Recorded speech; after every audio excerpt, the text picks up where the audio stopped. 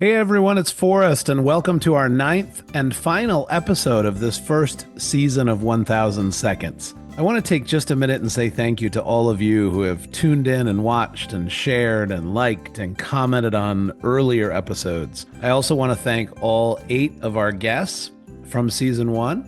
It has been great to sit and chat with you, to learn from you, and to amplify your stories and your great work. Today, we're going to do something just a little different. I'm going to step back from my host responsibilities and sit in the guest chair. So you'll hear some of my thoughts and reflections about 1000 Seconds, about the first season, but also just about sort of where we are now, almost 8 weeks into 2025. To say that there has been some chaos and some confusion and disruption would be an understatement. I touch on that just a little bit in this episode, but you should also go to our website, 1000feathers.com.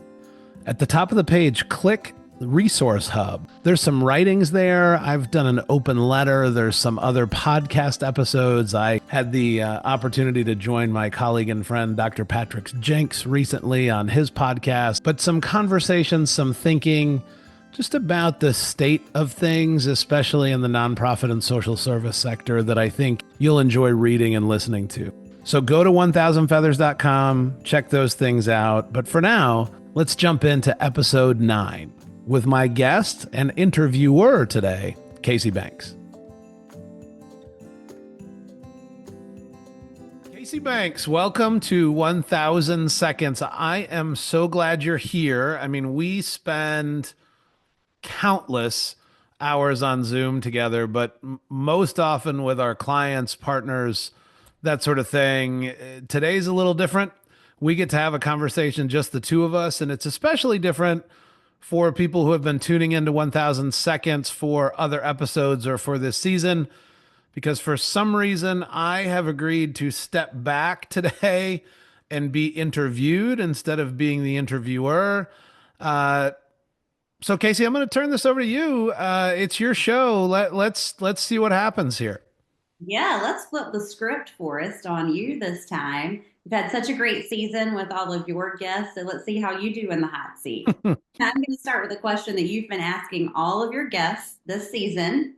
How did the two of us meet? Ooh, uh, I know the answer to this, and it may surprise some folks or may not, those especially that have worked with us. But this story goes back 18 years now, which is hard to believe. 2007, I had just become the CEO of the South Carolina Campaign to Prevent Teen Pregnancy. If we're being honest with ourselves, I didn't really know what I was doing at the time, right? I was a new leader in the organization. I had been at the organization 6 or 7 years, took over for a dear friend and mentor, Dr. Susan Boyd. I knew a couple things, right? I say I didn't know anything. I knew a couple things. One of the things I knew was that part of the organization's path to growth was a larger investment in communications, marketing, and development. One of the things I probably got wrong in that moment, though, was putting together a job description that was like director of communications slash marketing slash development slash public relations slash policy slash all these things into one job description, one job title. Fortunately for us, there were some people crazy enough to apply for the position. You were one of them. I often do also add to this story, though, that in that moment, I got a phone call from Inez Tenenbaum, who was the superintendent of education at the time. And she's the one that really said, like, hey, this young woman, Cayci Banks, has applied for this position. I think you might want to interview her. I think you might want to move her resume to the top of your pile. I did. We did. That was June-ish of 2007. So we really are coming up on a 18-year anniversary here, which is pretty incredible. That is a long history. And I guess we both need to say thank you to Ina Yeah, for sure. Shout out Inez. Thank you. for really charting my trajectory here for the last 18 years. We appreciate you. All right. Well, I think our clock will officially begin now for us with the 1000 seconds after that introduction. So let's get going. Welcome to 1000 Seconds, a video series presented by 1000 Feathers and hosted by the firm's co-founder and president, Forrest. In this first season, Forrest sits down with changemakers, leaders, and visionaries who are doing transformative work at the local, state, and national level. This series will give you a unique view and front row seat to bold and courageous conversations with people that Forrest has learned from and worked with along the way. So set your timers, 1000 Seconds starts now. What inspired you to start 1000 Seconds? Ooh, What was that uh, vision that you had for the series? And do you feel like season one really lived up to it? hmm. Those are two really good questions. What inspired me to start 1000 Seconds? I think there are two things here that are worth pointing out, two really important things. If I go back, and in fairness, we've been having this conversation for a couple years before we finally got to a place that we could move forward with this first season. But, all the way along the way, I have been conscious of the fact that we have the opportunity to work with some really cool people and some really cool organizations who are doing transformative work across the country. And so, a big part, the primary reason that I wanted to start this series was to help tell their stories, help amplify their voices. Let's be honest. I don't want to, project here like I have some monumental reach, like there are millions of people tuning in. But at the same time, by making this a video series, especially in season one, and not just a, standard podcast, as it were, we're able to, capture these stories in a form that they can live on our YouTube page forever. So it wasn't just a singular episode. It's more like a story, right? So not just 9 episodes in the first season, but 9 stories that now have a spot on the internet, on the web, on our YouTube page that we can go back to, that we can share. It helps amplify that cool work that our partners are doing. And sort of the extension of that is the second reason, which is I get this question all the time. You probably get this question a lot. Like, what is 1000 Feathers? What do you do? Like, what are the types of things you're working on? So not only were we telling our client story, but secondarily also telling our story, right? Like, here are some of the people we work with. Here are some of the types of things we're working on. So I think in putting together this video series, I really wanted to do both of those things. And again, we didn't really have a metric of we want to get to 100 views or 1,000 views or 100,000 views or anything like that. But I will say that the number of people that comment like, "Oh, I watched an episode," or "Oh, I saw this reel," or "Oh, I saw a clip of you talking to so and so," lets me know we're at least trending the right direction, right? That people are paying attention, and this video series is yet another way, an opportunity for us to tell our story. So that part's been pretty cool. Yeah, I love that frame that each episode is really its own unique Yeah, story. for sure. So, looking back on this season, what's been your biggest takeaway from these conversations? And I'm sure you could have a million takeaways that you've had from talking with all these amazing people, but tell me what you Yeah. take I, away. as you might suspect, I reflect on this a lot, right? And I think my list of personal takeaways is really long. Like, I talk too much. Sometimes I'm like looking at like, why am I looking over here? I don't know. Like, find the right camera, find the right place to sit, like, shut up for a little bit, let the guest talk. These sort of things, right? About being a better host of a video series or a podcast. But that's for later. That's for some other conversation. But when I think about our guests, when I think about the 8 guests we had in season one, this being episode 9, so not counting myself, I was really struck by the depth of understanding and knowledge of each of our guests. And again, I said at the beginning, like, we get to hang out and spend time with a lot of really cool people doing really transformative work. One of the reasons they can do this transformative work is that not only are they exceptional leaders, but they are absolute experts in their field, right? I think about somebody like J.R. Green. Nobody knows more about education and lifting up young people and preparing them for the future than J.R. And Graham Adams, right, of being a national expert around rural health, or somebody like Sue Williams and Mike Leach, who are on the episode talking about children and families. They know as much about these issues as anybody. My friend and colleague Reagan Mosley knows as much about reproductive health and reproductive justice as anyone in the world.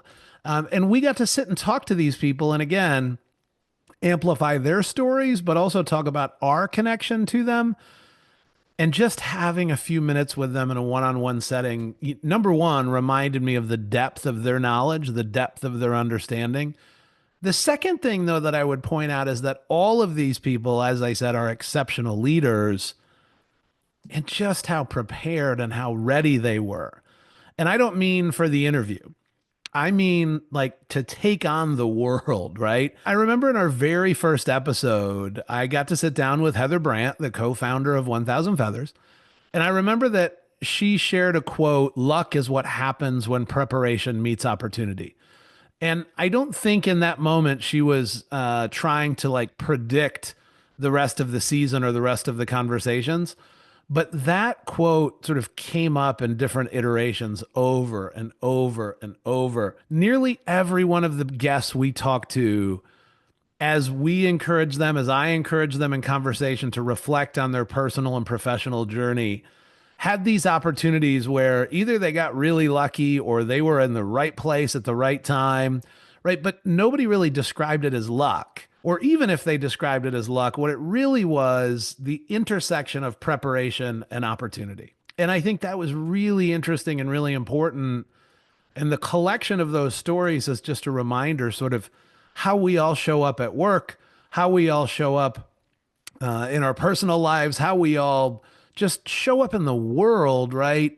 That we need to be prepared for when those opportunities arise. Now, of course, the tricky part of that is we never know when the opportunities are coming. Sometimes we don't even know we're in the midst of a transformative opportunity.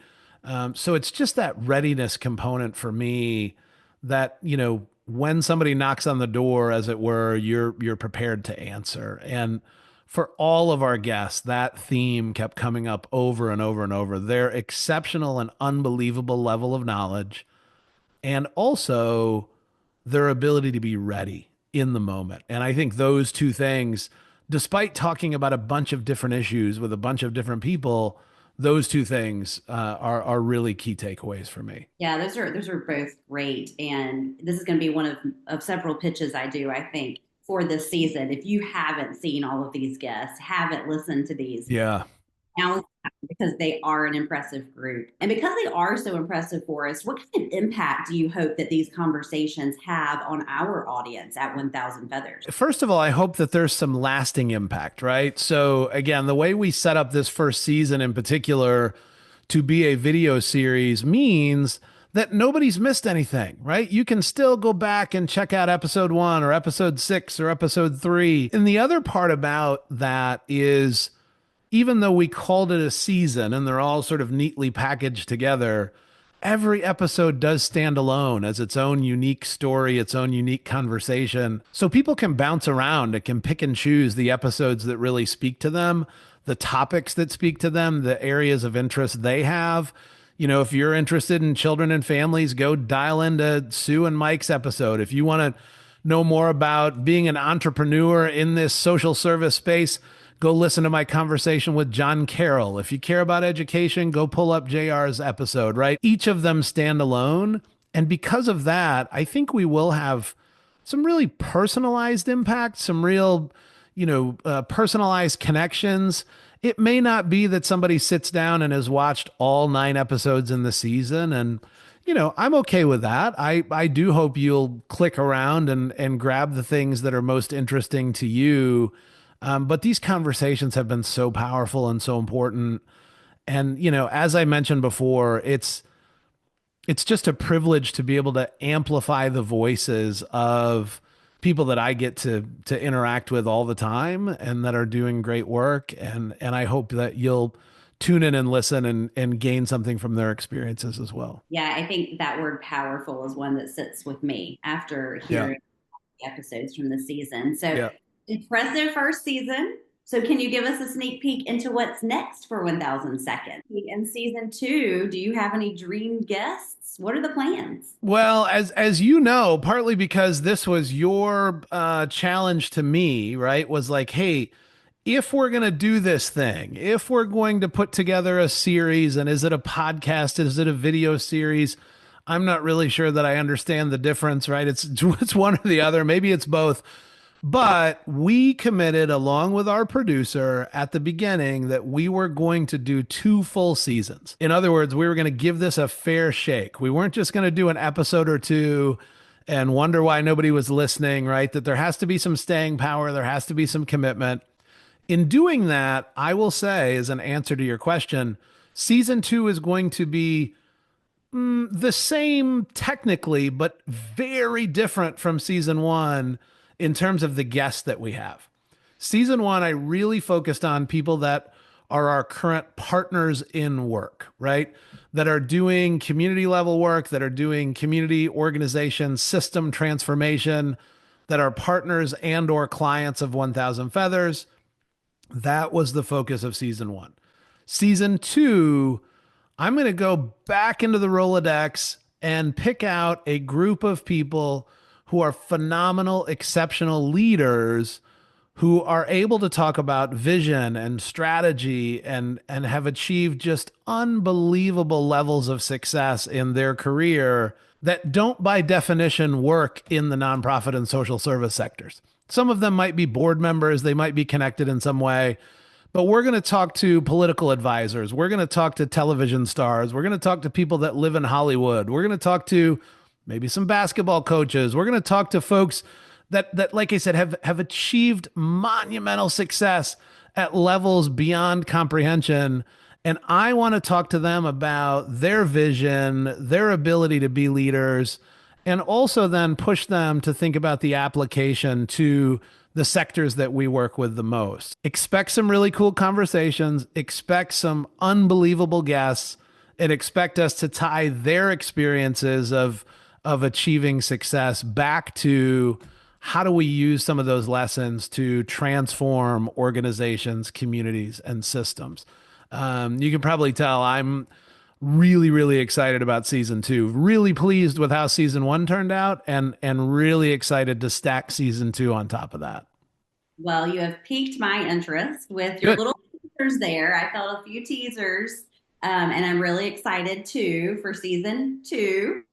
And can't wait for that to roll out. So, wrapping up season 1, though, Forrest, if you could leave the audience with just one final thought as we close out this first season, what would it be? I'm not good at one thought, as you know, 18 years later. One final thought.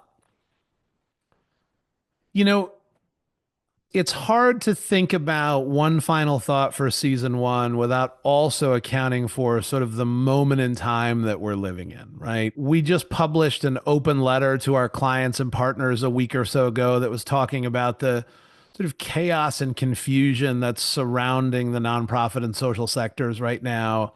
So I think about that overlaid with what I was talking about before about this episode of just, or about this season rather, of just phenomenal leaders and people that were prepared for the moment. And so I think my final thought, thinking about season 1, and especially thinking about season 1 in the context that we are in right this second, is we all, whether we believe it or not and know it or not, are prepared for this moment, right? Especially those of us who are in the South, who have been working on, social service and community change issues for decades. We are prepared and ready for this moment. And we need not shy away from it. We need to lean into it. We need to demonstrate that preparedness. We need to dial back into some muscle memory. We need to do the hard thing. And most importantly, we need to keep going, right? Make the hard decision, do the hard thing, but keep pushing forward. I think I learned that from many of our guests in the first season. It is so applicable right now to the moment in time we're living in. And, perhaps season 1, not just as a collection of stories, but can serve as a collection of motivating conversations for people. Go back, listen to some of these stories, listen to people who pushed through, listen to people who overcame challenges. Remember that those of you that are listening to this episode, have some muscle memory here about managing disruption, getting through moments of chaos and confusion. and just keep going. I think that would be my most important takeaway from season one, but also these first, 6 or 8 weeks of 2025, as it were. Absolutely, Forrest. Well, thank you for season one. Thank you to all the guests who participated in season one. And that's a wrap. That is a wrap. So I'll leave any final words up to you. No, I love it. Thanks for stepping into this role. I always enjoy being a guest on this sort of thing. As I said, I'm learning how to be a better host, but I'm quite comfortable having the questions asked of me. I just need to keep polishing up how to be the one that's asking the questions, but we're going to get there. Thanks to all of you who have stuck with us through season one. Go back, visit us at 1000feathers.com. In the top right corner of the website is a button you can click that says 1000 seconds. You can find all the episodes there. They're also on our YouTube page. We do short clips and things on social media, so lots of chances to interact with 1000 seconds. I hope you will, and I hope you'll also join us for season two. Cayci, thanks a lot for being the interviewer today. Thanks for being with us. And to all of you, thanks for listening and taking this journey with us. Stay strong out there, keep going, and we'll talk again soon.